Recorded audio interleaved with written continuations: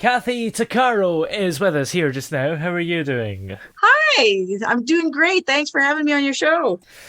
Now, you went from being homeless to driving the world's biggest truck. When you say the world's biggest truck, is that your personal truck that's the world's biggest, or is it that model that's the biggest?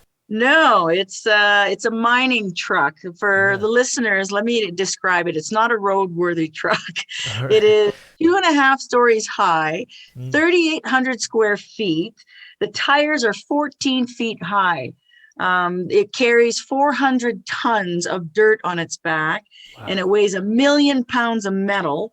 And when the box is up, the back box, the dump body, it's 5 stories high, and it Wow. goes 50 miles an hour when it's fully loaded. Yeah, it's I drive a house.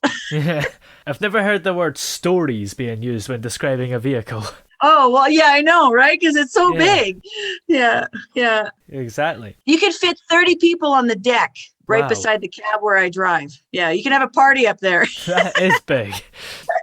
So, how did you first become homeless, first of all? Well, I was a nurse for 13 years, Mm, and I was really good at taking care of other people's problems because it was yeah. easy, rather than look at my own. So I would work two, like, double shifts, work, work, work, work, work in the hospitals and Yeah. everywhere, and when I get home, I wouldn't take care of my own issues. I had a lot of family violence, a lot of sexual assault. This is since I was a child, like, so it's been a lifelong pattern, and Yeah. I chose to not deal with it. You know how people just say, "Oh, you pretend it didn't happen," or you say it was a long time ago, it doesn't matter anymore. Yeah. Well, these traumas from childhood, they matter. Yeah. So I showed up to work one day when I was 40, and I had 10 patients to take care of, and I was just so tired from not, from the violence at home and everything, and Mm. I was drinking it all the time and become an alcoholic. And so I showed up at work, and I couldn't function anymore, and I ended up becoming homeless. Like, I lost my job. I was Yeah. drinking, and I lost everything I owned. I could not face the traumas that I had inside until I really had no choice. Like, when I say homeless, I was on, Mm. like, when people say you're on the rock bottom. Yeah. Well, I found the root cellar of rock bottom. Wow. Yeah. So when I was standing there homeless on the seventh day, guy named Toothless Joe, he Mm. says, "This is the life, live it, love it." And he slapped me on the back. And when he did that, I call it a Godsmack, because all of a sudden time slowed, and I'm looking at my surroundings, and I said, "What did you say?" I said, "This is not my life. I don't care what you think is okay, but this is not my life." And Yeah. from that moment on, I made a decision to do whatever I could to change. Yeah. So, And yeah. most of the time, when people lose their jobs, they have some sort of savings or safety net that they can fall into and not end up homeless. So I take it that you didn't have that. Oh, no, no, I had nothing. I had Yeah. in 2007, this happened in 2008. Mm. 2007, I had to escape my ex, with the really my life. He had beat me, and he had strangled me to the point of losing consciousness. And when I woke up, like, his last words to me was, "I'm going to take your bloody, battered body, tie you in a truck, tie you up, put you in a truck, roll you down a hill, and burn you alive." Well, he seems like a nice guy. Oh, yeah, he's just one of the best. Yeah. And so I escaped with literally the clothes on my back. And so, starting over, I was just one big mess. Yeah. So when I ended up homeless and decided that, you know what, I'm going to do whatever it takes to change, I had to go to a women's treatment center. I lived there for a year, and what I did is I had to unlearn all the damage that had been instilled into me since childhood, such Mm. as, you're stupid, you're ugly, you're useless, you'll never amount to nothing, all Yeah. the verbal damage. And I had to unlearn all that, and then relearn who Kathy really was, even I was at the age of 40, and figure out how to accept all that and change, right? I had to take anger management. I had to learn about self-esteem. I had to take boundaries, learn how to say no. Yeah. All these things. So it was a big process in dealing with, the sexual assaults, and learning about violence and stuff. So it was a very painful year, but it was the best thing I couldn't have done for myself, Yeah. in long terms. Yeah. So, in get this, how do you change careers when you're 40? By this time I was 42. How do you do that? It's very difficult. Yeah. All I knew was nursing. So I go to this career planning workshop, and after 3 days of aptitude test, personality test, they give me on a sheet in big letters, heavy equipment operator. That's what you're going to be good at. I laughed so hard I just about fell off my chair. I look at the woman and I said, your test is wrong. I said, I'm 42. I'm a woman. I don't like equipment. I'm not mechanically inclined.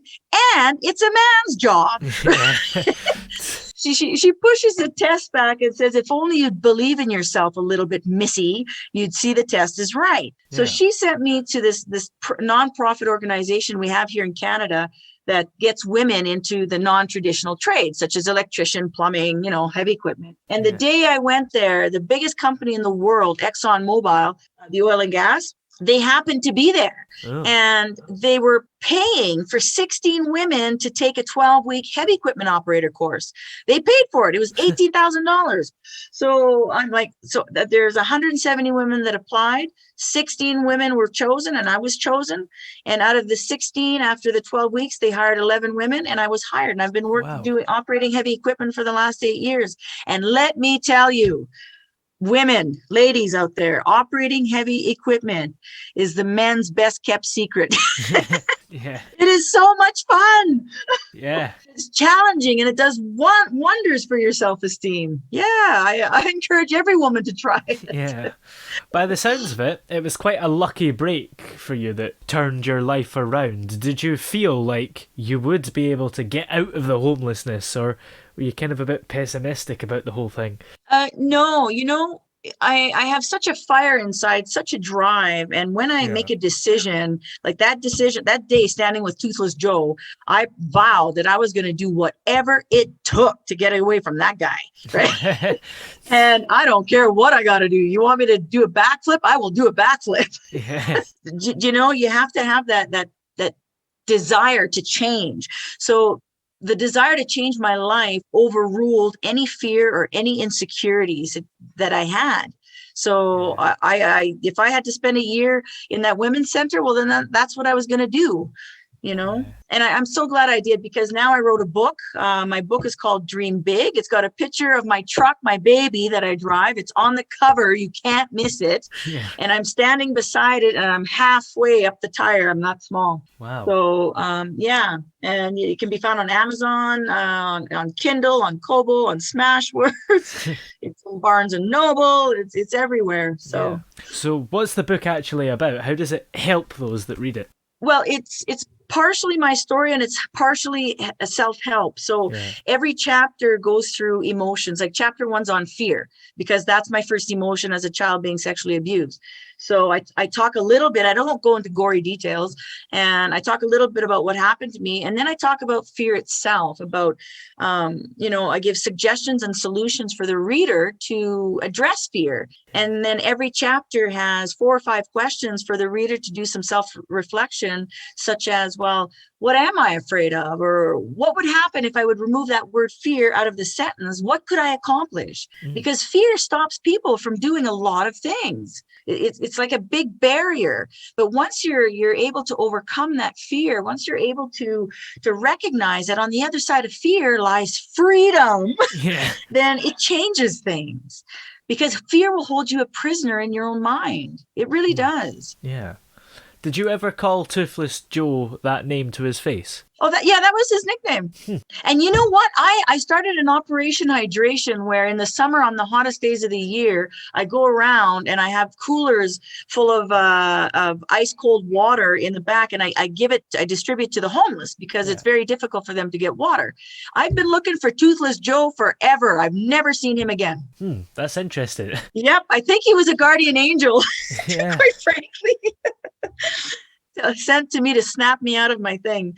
So Yeah. now with my book, what I do, it's not just my job, because that's just a job, but on my days off, I travel the world, and I am coming to the UK whenever the world opens up. Yeah. I work with women in shelters. I work with youth. I go to schools. I go to juvenile homes. I go to prisons. I set up community events, all this for free.